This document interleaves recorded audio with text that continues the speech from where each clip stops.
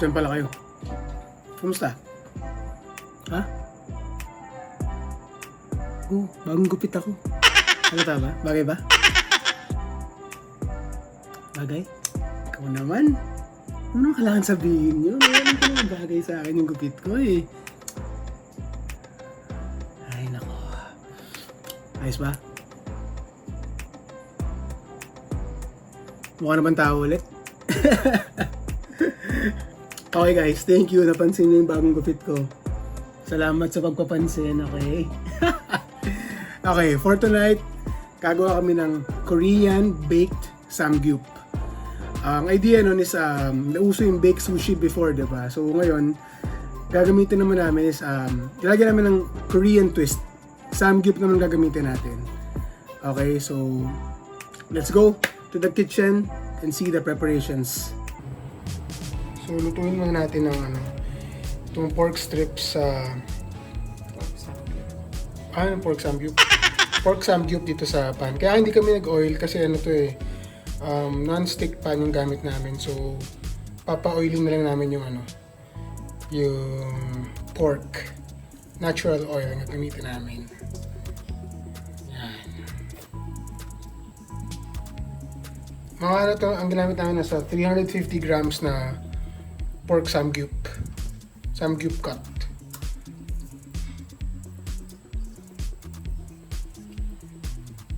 Okay. Yan siya guys. Hindi pa siya luto pero malapit na. Mag-oil na siya. Ito nyo. Lumalabas yung juices niya.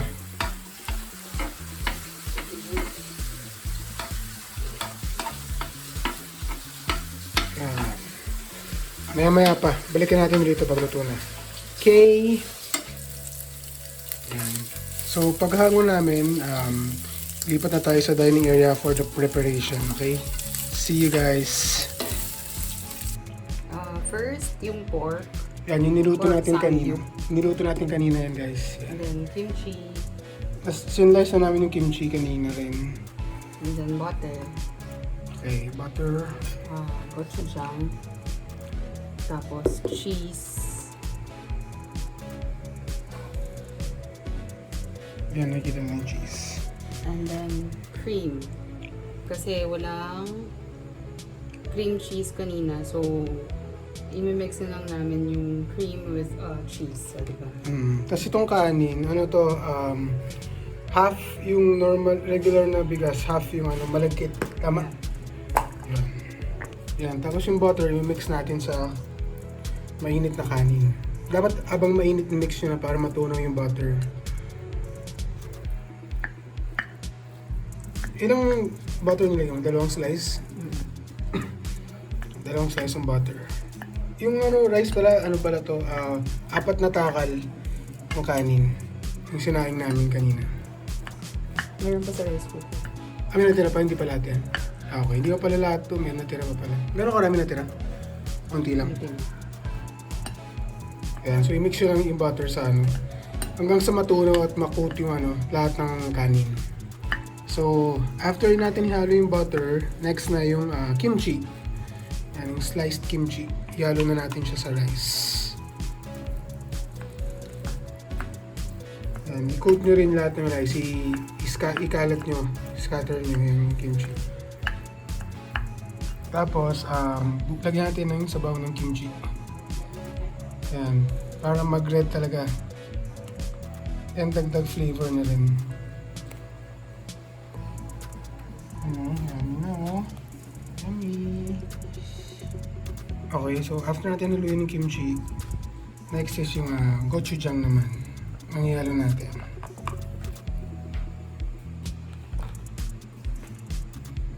Yan, so ikakalat mo rin siya sa rice. Halo ng halo. Yan. Gochujang is pang dagdag flavor din. Pero may alat din. Spicy mo yun, diba? Spicy ba? Medyo. So may konting spice din siya. So pandagdag flavor siya tsaka kick. Konting kick ng baked samgyup natin.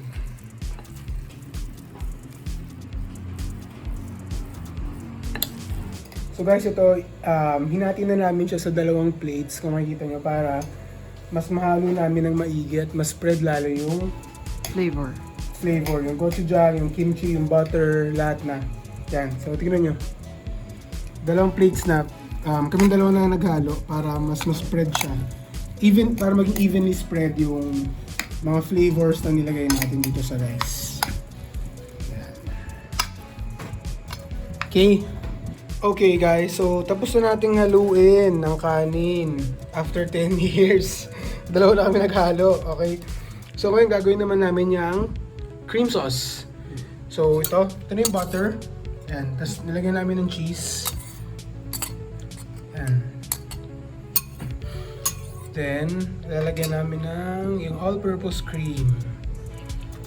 So ito guys, ano lang to, nag-improvise lang kami kasi wala kaming nabiling cream cheese. So gumawa lang kami ng sarili namin. So ito, i-microwave namin to. Okay? Okay na. So, i-microwave natin for how many minutes? Less than a minute. Less than a minute lang. Balikan natin mamaya. KKK! Okay guys, check na natin kung okay na.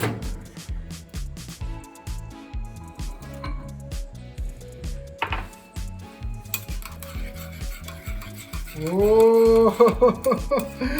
Guys, nakita niyo ba yan? Sauce pa lang, ulam na, di ba? Pwede na nang papakin. Actually, ito pwede nito pang corn chips, nacho chips, snaku. Wait lang. Yan, pwede mo rin siyang gawing topping sa nachos. Diba? You know? Okay guys, so ihalo na natin siya sa ating rice. Yan. Masarap to kasi may mga chunks pa siya, you know? Ayan, may mga chunks pa siya ng cheese. So, pag kinagat mo yun mamaya, may makakain ka pa ng cheese, which is good, diba?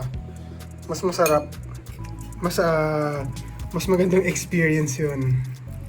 Then, walang kamatayang pag-mix ulit. Yan, mix natin ulit siya. Okay guys, so finally, natapos na naman kami sa paghalo. Then after natin luluin, ilalapat na natin siya sa lalagyan. Yan. Layer by layer, gagawin namin rice tapos yung pork samgyup, di ba? Tapos rice ulit. So, ilalayer namin. Okay. Sarap, di ba? Sarap na naman ng movie night food trip namin. Parami naman ang kain ito. Okay, so first layer ng rice done. Ngayon, lalagyan naman namin ang pork samgyup. Ito yung itsura niya guys, oh. Layered yan.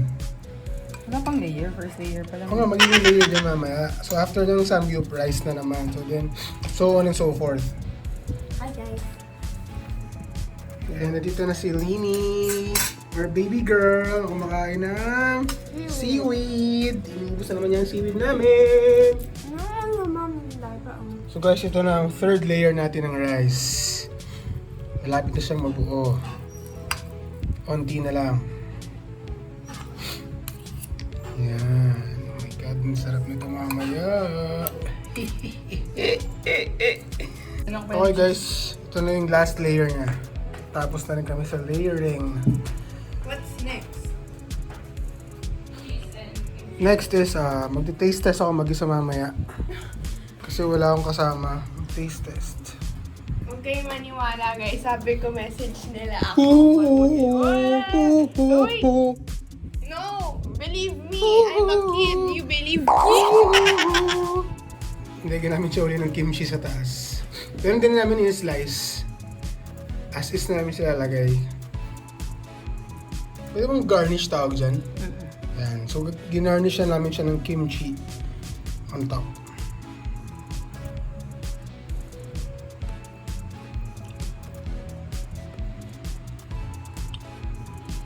Baka pa masarap, mga pre. But wait, there's more. Talagang marami ng grated cheese sa taas. Punuin mo ng cheese. Mahilig kami sa cheese. Paborito namin kahit anong cheese.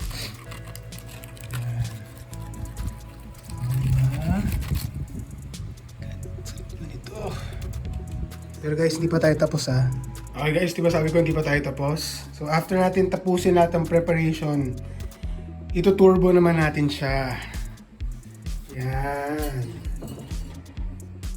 Para mas matsalak. Ilang minutes to? Until the cheese melts. Oh, so after siguro, basta after ma-melt ng cheese, balikan natin guys, okay?